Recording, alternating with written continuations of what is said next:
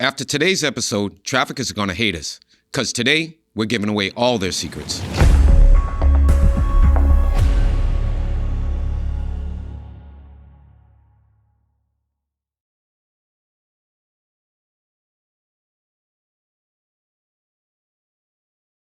Traffickers don't just stumble upon their victims, okay? Traffickers are always going to look for something specific that makes them vulnerable to trafficking, right?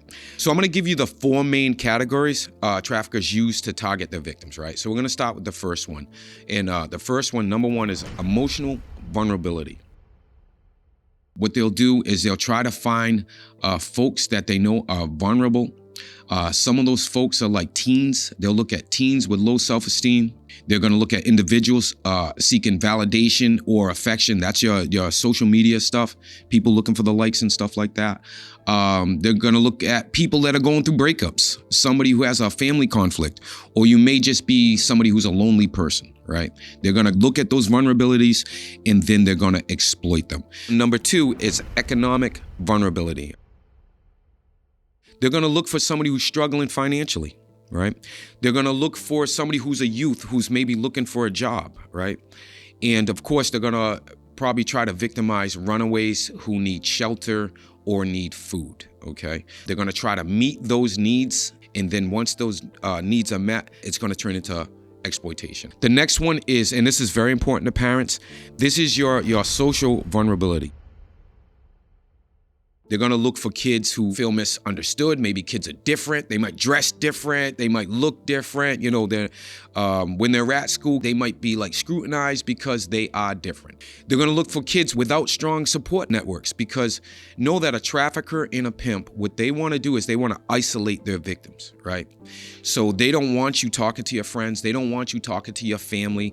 They might not even allow you to hold a cell phone, because they want to keep you isolated. That's all a form of control. That's how they're going to control you, is to keep you isolated. The other way traffickers will try to look for their victims is through like a situation, something bad happening. A child becoming homeless, or somebody who has a ton of trauma. Just know these traffickers see trauma better than any of us, and they know what to do with it.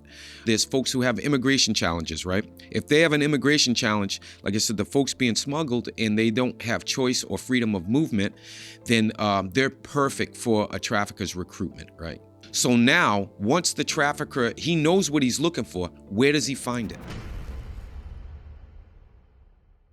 These traffickers, they don't need, like I said earlier, to roam the streets anymore, because now their grooming grounds are digital. It's all digital. Remember, the phone, computer, online. That's one of the main ways that they're recruiting their victims now, okay? So that's stuff that parents need to look out for. They're looking for a victim, potential victim, to make a comment like, I hate living here, or like, nobody cares about me, right? Or I need a job ASAP, right? Or I wish I had someone who would just listen. I had a case where there was a gentleman who turned out to be a serial rapist. It was a national case. And what he was doing was he was using social media to stalk his victims, okay? So there was one of his victims who she was a college student. She had found out that her mom was sick. So she was very upset. And she made a post that said, hey, my mom's sick. You know, I need to clear my head. I'm going to go for a walk. He was already stalking this girl. He knew where she lived. He knew where she was going to go for her walk. So he drove over there. He knew what she looked like because he saw her picture online. And he went over there. He saw the girl. He just stopped his car, created a conversation with her, and he actually convinced the girl to get into his car. A lot of pimps and recruiters are going on dating apps now. They'll actually book a date with someone and then try to groom that person. And with the dating apps, it's different because they can be selective. You got a bunch of different people on the dating apps, and they can kind of pick and choose the girls they think will fit what they're doing. One of the other areas they'll recruit is in gaming platforms. We know that now. That's becoming very popular in the news now, as far as how we keep our kids safe. They'll go into those platforms. They'll attempt to befriend the players. And then once they do that, they're going to try to coerce the player to go into another social media platform like WhatsApp and stuff like that, or maybe a chat now or a text-free now, one of those kind of apps where they can isolate the victim, potential victim, and then start their grooming. Some of those places are like the mall, your grocery stores, bus stations and train stations are huge because a lot of young people, and especially in the city, they like to hang in those areas. Your shelters, your group homes, and your youth centers.